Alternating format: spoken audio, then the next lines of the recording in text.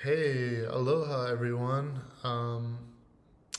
Thanks for the very kind responses to the video I posted yesterday. I'm glad that there are some people out there still watching, and I'm dedicated to making more videos, and hopefully we can have some really good content and discussions on here, talk about some interesting stuff. So the video I wanted to make today was actually in response to, hope I pronounced this properly. It's a question from at Shubham Kukriya 95. Hope I'm pronouncing that properly, but it's a really good question. I think resonates with myself, and I think resonates with millions of people out there. So the question is, I have always had difficulty looking at people directly in their eye.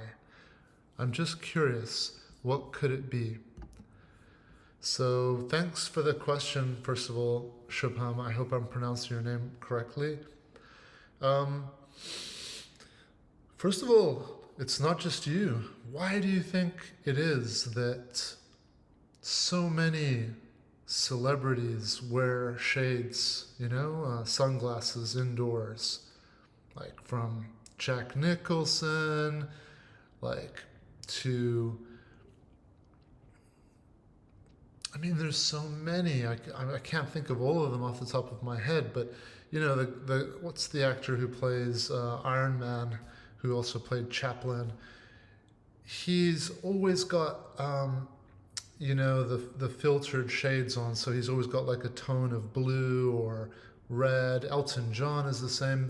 There are so many, and it's funny that when people get to a certain level where they can just say, fuck it, I'm going to do whatever I want to do. It tends to be like celebrities, musicians, actors, where they're in a position where they can just get away with just being more free about what they want to do. Whereas, nowadays, a lot of people are free to just kind of do whatever they want. Everyone and their grandmothers have tattoos these days. It's more unique not to have tattoos these days. Everyone's got tattoos. I grew up as a teenager in the 90s, and growing up with alternative music, all that alternative punk, rock, hip hop, it was a time where people were like being more accepting to gay, lesbian, alternative culture, vegan foods, organic, all of that stuff was starting to like bubble up, and it was a good time back then because people were more accepting. It was a good time, but there was also a lot of stuff happening back then that we were not aware of, which we are aware of today. And I'm not going to go into that because it's a delicate topic. But in the 90s, for example, alternative music, you were considered like a little bit weird or punk or alternative if you had tattoos, if you had like weird color hair, if you had a pit bull, if you had beards even. I've talked about this in some of my previous videos. If you had beards, if you had tattoos, if you had pit bulls, if you were listening, if you had like weird earrings and kind of alternative fashion going on, you were considered kind of like, you were like alternative and a little bit weird. It wasn't the norm. Now it's completely the opposite.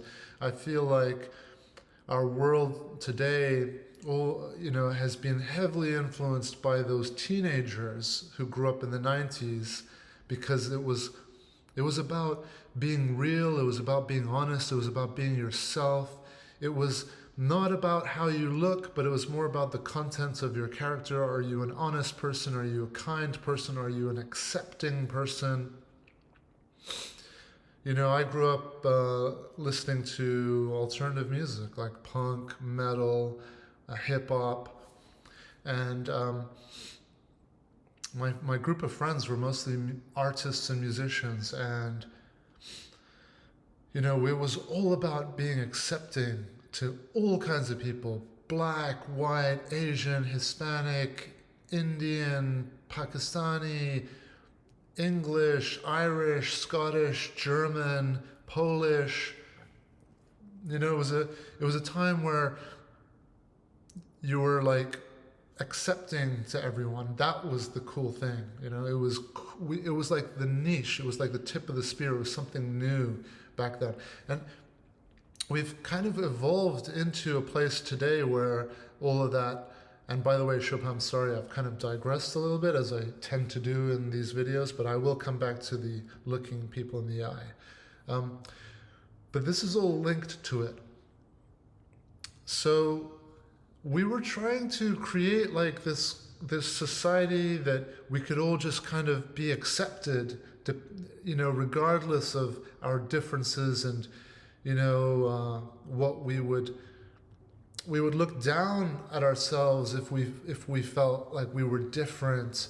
But then in the 90s there was this kind of like expression, and like people were just like being more brave, and all of that kind of stuff was happening, the punk, metal. And if you look at all those bands and groups, they were talking about really cool, interesting things. Metal bands, punk bands, they were talking about all the injustices in politics around the world. A lot of punk bands and metal bands talking about Palestine back then, and the injustices, the oppression, the brutality that was going on back then. This is like, 25 years ago. Look at Rage Against the Machine. Their heyday was like the 90s, and everything they were talking about is relevant today. Everything almost, all those great hip hop bands talking about the same thing: racism, how the world is being controlled at a detriment to most of us, and we're all like sheep.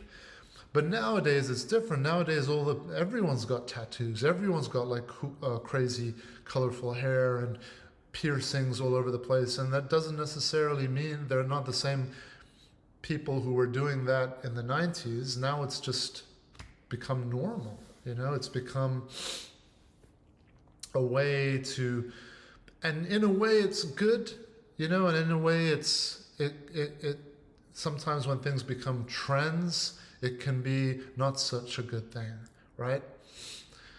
But let's get back to the topic at hand. So why is it difficult? Why is it that those celebrities, so the celebrities back then felt like they could do all that. Nowadays we can all do that. People are wearing their shades indoors. Nobody says anything. Nobody bothers them. Why is it that those celebrities and those rich, famous people from way back when would wear shades? Because, our eyes are, as they say, the eyes are the window to your soul, right? And especially for people who are very honest and very much themselves. And I would say that musicians and artists, even actors, believe it or not, tend to fall into that category, because you see like actors, they're always pretending to be someone else. So when they're in their real time, in their zone, in their everyday, day-to-day kind of things, they want to just be themselves. They're in a way exhausted from being someone else all the time. And so wearing shades, it's like a privacy thing. There's so many things about it. It's a privacy thing. It's also, not wanting others to kind of know what's going on with you, what you're thinking, but I would say ultimately it's a privacy thing, and it's so that you can enjoy your soul and your privacy and your spirit without others taking your micro gestures and micro, because there's so much that can be said with the eyes, but there's also so much that can be misinterpreted with your eyes. Like, just because I'm not looking at you when I'm speaking to you doesn't mean that I'm not interested. I don't need to look at you in the eyes to show that I'm interested in what you're saying. If I look down and I'm not looking so, let's say, energized and optimistic while you're speaking to me, it doesn't mean that I don't find what you're saying interesting. But people sometimes can take things in a misleading way. So, our eyes are a very intimate, direct way of connecting with each other. So for you to feel that way, let's go back to your exact question. For you to feel that way, it's completely okay. You're asking that I have a topic for you, if you could make. I have always had difficulty looking at people directly in their eye. It's okay. You don't need to look at people in the eye. And like I said, look at all those celebrities that wear the shades. There's so many of them. Right? Robert Downey Jr., right? He's one. There are so many. If you just Google celebrities that always wear shades, I know Jack Nicholson is one. But specifically those who wear shades indoors, right? They'll go like on a TV show and they'll have their shades on. Why is that? It's because they want privacy. They want to be able to be themselves and not feel that they have to look at someone in the eye constantly to be polite or to give that like positive, because we express so much through our eyes, right? Sometimes we just want to communicate with someone comfortably and we don't want to feel like we have to look at them in the eyes while they're speaking. I mean, historically, that's what we've been taught, right? As kids from probably like hundreds of years ago, look someone in the eye when you talk to them, look at them in the eye. It's good to look at people in the eyes, but we don't have to do it constantly while we're talking to them. So,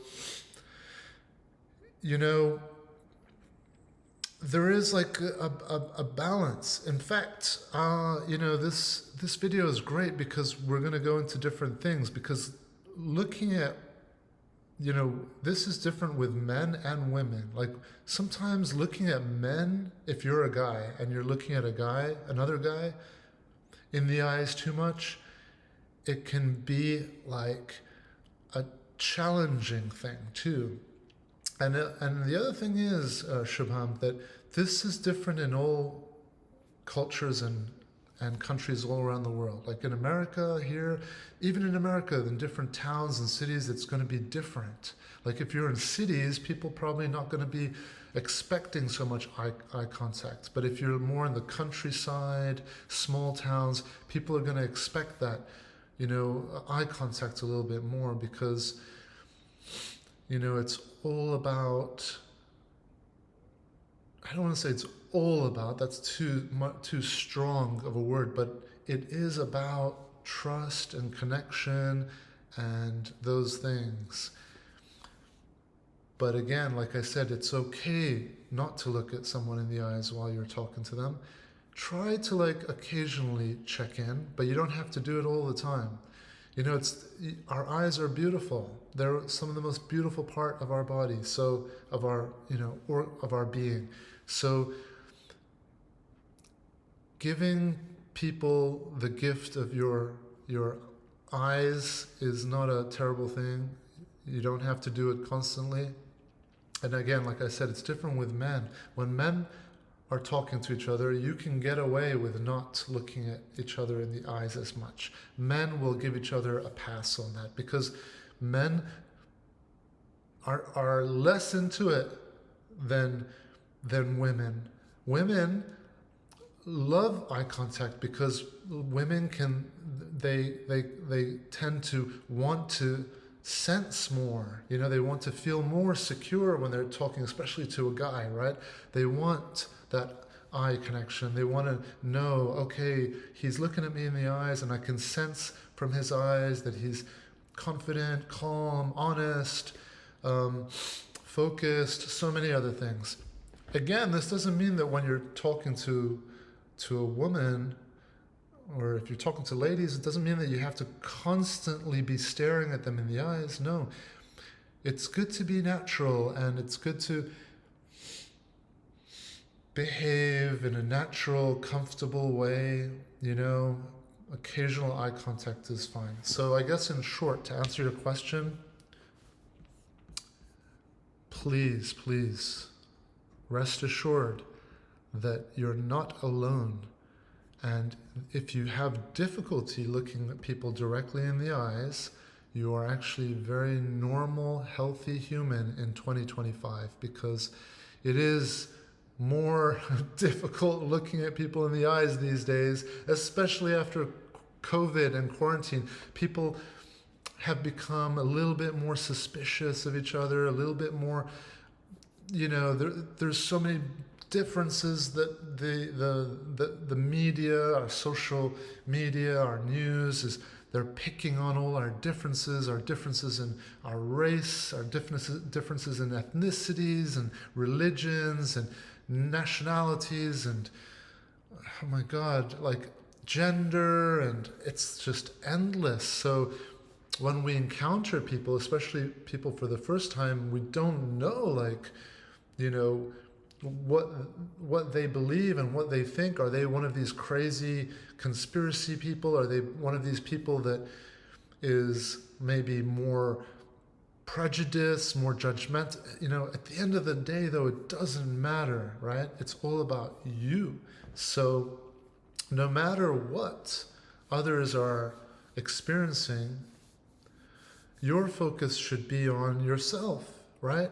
And it's only thoughts, Shubham, that are going to mess you up. So your difficulty with looking at people in the eye, know that it stems from thoughts. You're having some thoughts that are creating the difficulty. So awareness is really important here, so that you can become aware of what those thoughts are. And those thoughts could be what I mentioned earlier, that, I wonder if this person is judging me. I wonder if this person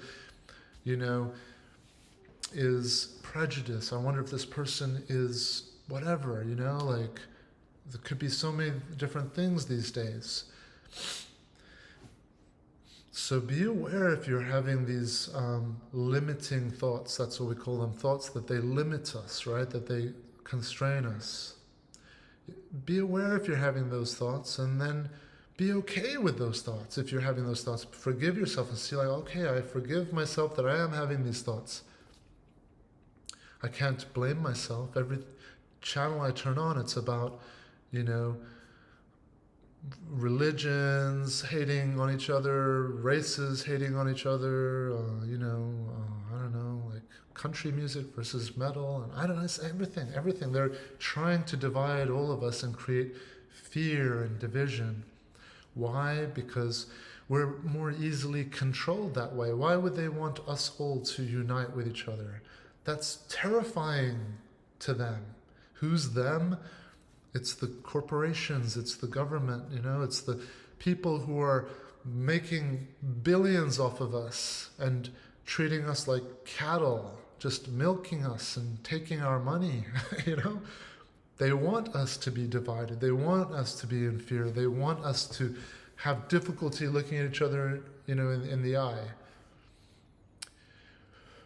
What you can do is you can practice love. You can practice looking at yourself in the mirror and smiling. Just look at yourself in the mirror every day for 60 seconds and just smile. And tell yourself in the mirror how much you love yourself. Just say, I love you, I love you, I love you, I love you. Because remember, the video that I posted yesterday, I don't know if you saw it, Shubham, but in that video I mentioned that we see the world the way we see the world, which means that if you are afraid and judgmental and, paranoid, and if you're that kind of a person, if you're afraid of people and you feel like, oh, that person might be this or that or whatever, then you're going to see other people that way towards you. So that, there's that, is it in the Bible? Maybe someone can help me out there, but it says, judge not, for thee be judged thyself. It's basically telling you, don't judge people, because if you judge people, you're going to feel judged, right? And that ties in with eye contact, right? If you are looking at someone in the eyes, you're afraid that you're being judged. You're afraid that maybe they might see, who you are, right? How can you improve this? Sometimes our fears are there for a reason, and there's something good about our fears. If we feel shame, right? It's worth exploring. Why do we feel shame? I'm not saying that this is the reason, by the way, specifically for yourself, that you have difficulty looking at people in the eye, but I can tell you that a lot of people have difficulty with eye contact for many reasons, and some of those reasons are that they feel ashamed. They feel that maybe that person who they're looking at can see their sins, can see all the shit that they've done, can see the stuff that we don't want people to know about us, that we know ourselves, right? That's why in all the really great faiths, they talk about, God is all-knowing, God is all-seeing. Why? Because you are all-knowing of everything you've done. And as I've mentioned before, I don't believe that hell is a place that we will go to that's burning flames and all that kind of stuff. And I don't believe that heaven is a place that we're going to go to that's all like green fields and rivers and perfect weather. I believe that heaven and hell are to be experienced right here, and maybe also in the afterlife, in the great beyond. The great beyond, as my mom loves to call it, the great beyond, our experience in the afterlife, in the great beyond, I believe can be influenced by our behavior in this world as we transition to the next world. So your fears, your difficulties are possibly trying to tell you something, that, hey, well, if you are feeling judged or shame or whatever it is, let's say an absence of confidence or comfort, it could be, number one, that there could be some things in your life that you should work on improving that will make you less ashamed of who you are, because likely you're a good person and you have some standards, right? You know what's good and you know what's wrong. You know the difference between right and wrong. And perhaps this is an indication for you to try to be better, try to improve yourself. And, you could already be living as a really great person, but you might have like very high standards. So that's the second thing to watch out for, is maybe you might have too high expectations of yourself. And that's something to write down and to flesh out and think about. Well, why do you have such high expectations of yourself? Could it be that it's been imposed on you by parents, teachers, your friends, maybe just society in general, right? We go online and we see everyone living in a certain way and we feel, oh, I don't measure up to that. But usually it's our own, right? Our own, standards that we set on ourselves. We can be too hard on ourselves. So I'd say don't be so hard on yourself. And that ties into looking at yourself in the mirror and smiling and saying, I love you, I love you.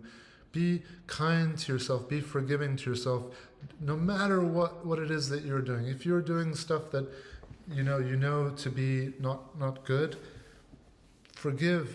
forgive yourself.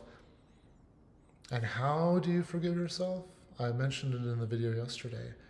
By forgiving others, right? So again, something that can help you with the eye contact is forgive people around you. Really forgive them. And how do you forgive them? Like, actually verbalize it or write it down. Say, I forgive. Like, can you think of some people in your life that cause you stress or difficulty or make you upset? Can you think of anyone in your life? This question goes out to anyone watching this. Well, if you can think of someone that you dislike or is like causing you stress or anger or making your life miserable in some way, start with that person. And I don't want to hear that you're not ready to forgive them. It could be an ex, it could be your ex-wife, your ex-husband, your ex-boyfriend. I don't want to hear.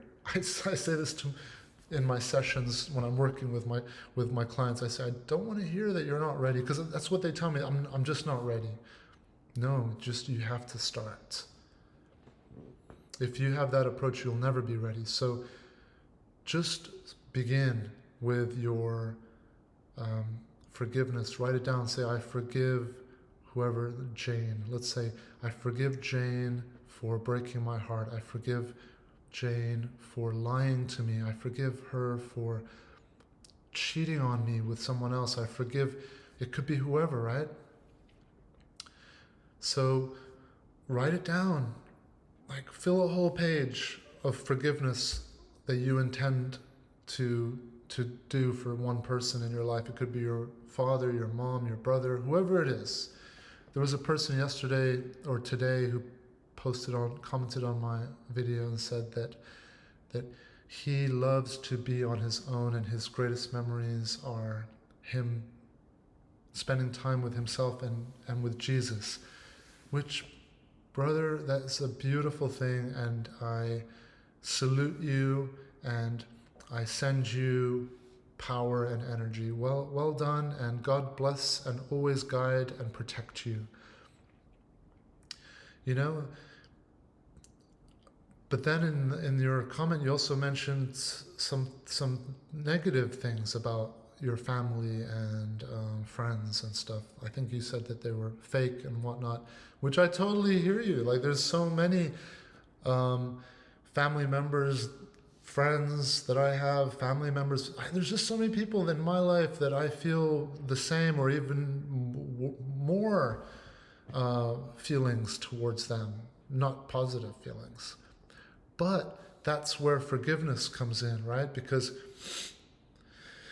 forgiveness at the end of the day is all about our spirit, our heart, freeing our spirit. Because, I'm sure some of you have heard that anger only, affects the vessel that it's in. So if you have anger or resentment or any negative feelings towards anyone, it's only going to affect you, right? It's because it's in you. That anger is in you. You're only hurting yourself. You're only creating this bitterness inside here, and you want to release yourself from that bitterness. We don't want to, we're not perfect, right? We have moments of being fake that other people might think, oh, that person's fake.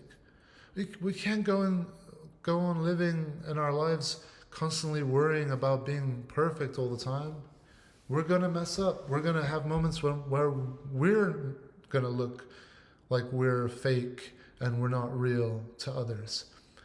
So it's not important, like, what others are thinking of us. I know that's so easy to say, right? It's very difficult to actually do, but you just have to start, make a start.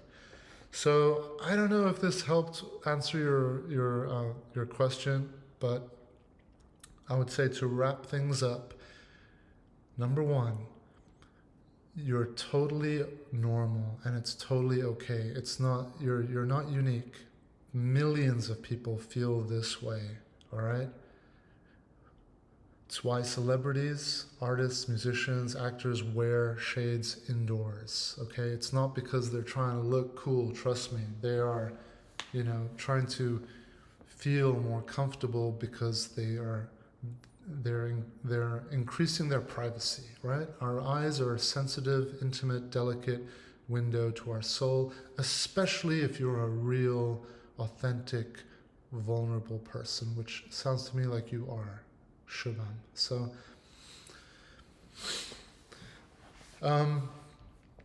number two, understand that most people, going back to the person who posted a comment about his family and friends being fake, most people are fake. It's not a bad thing. Let's not judge people. You have to kind of like have a persona these days to interact in this world. Otherwise, we want to go and get our groceries. We want to go and get our work done. We want to like go to work and just get our stuff done, go back home. We want to be able to interact successfully. Some of us have kids. We want our kids to be safe. We want to be effective, successful members of our community and society. And sometimes that means that we've got to interface with people and interface with our community and interface with the world, and that sometimes requires effort in how we communicate. And it doesn't mean that you're fake.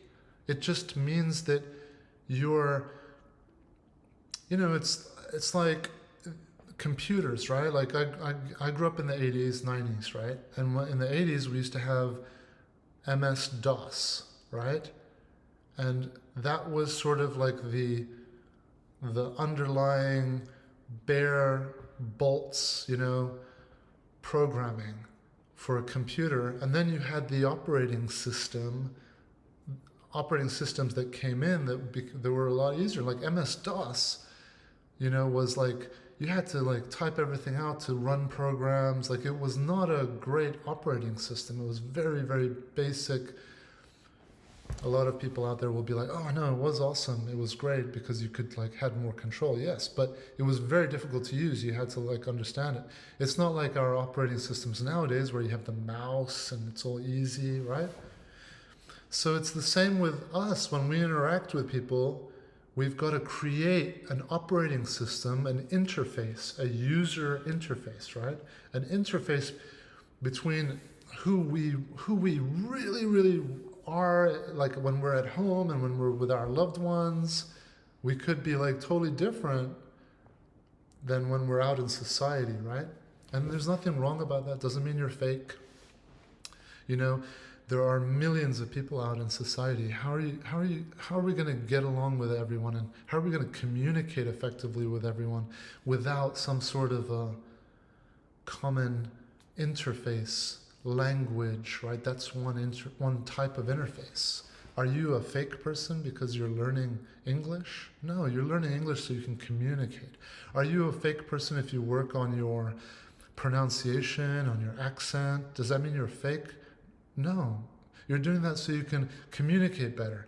Are you a fake person if you dress in a certain way to be more presentable at work, successful at work? In the 90s, like people would wear suits and nobody had a clue that the guy had or the girl had sleeves of tattoos underneath. Nowadays, fakeness is kind of the other way, right? It's people have the tattoos and they've got the pink hair and all the piercings all over their face and nipples and everything. They've got like all this crazy stuff going on, but they're not at all like open-minded. They're not at all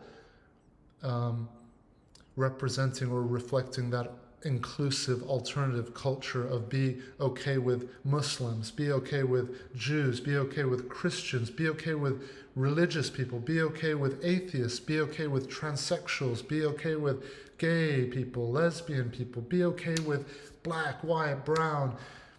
They're not. They've got all these amazing tattoos that they've spent thousands of dollars on, and they're they're fake in a different way, right? You could say they're fake in a different way. So, this is a big ass topic, deep topic, but I hope that Shubham, you've got like a few little pointers there. Remember, number one, it's okay. A lot of people do it. Celebrities do it. Rich people do it.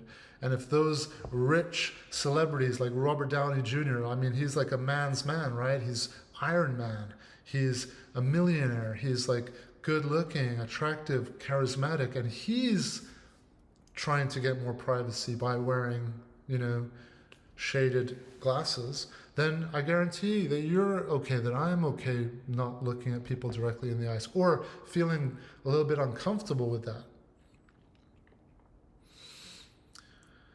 So that's number one, okay? And number two and number three and number four is, find out if your difficulty and fear has anything to do with some improvements you might need to do. If you feel shame or guilt or that you feel that you're being judged by people, well, maybe work on being less judgmental yourself. Work on forgiving people out there.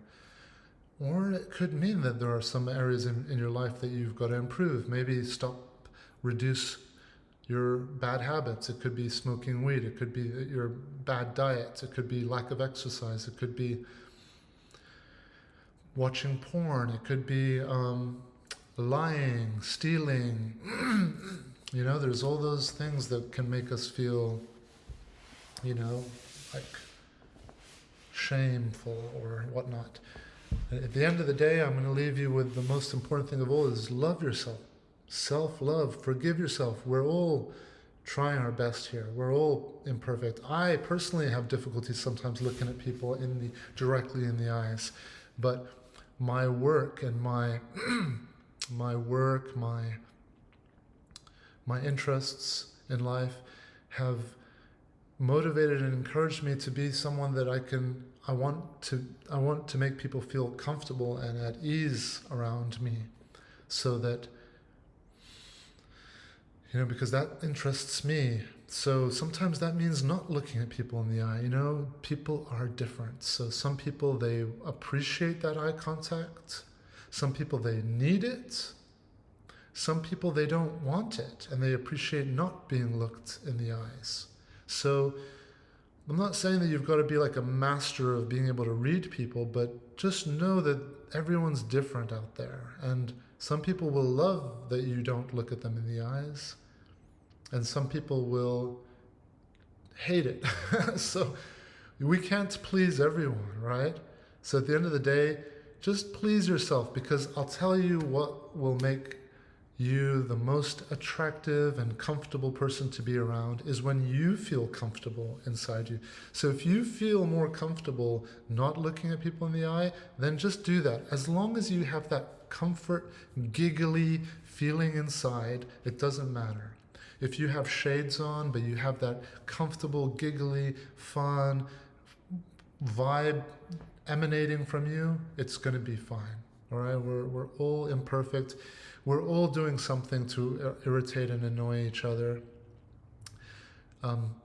Remember, we don't know what other people are going through. We don't know what their day has been like. We might see someone who seems like an ass or like a dick or just, a douchebag or whatever, an asshole.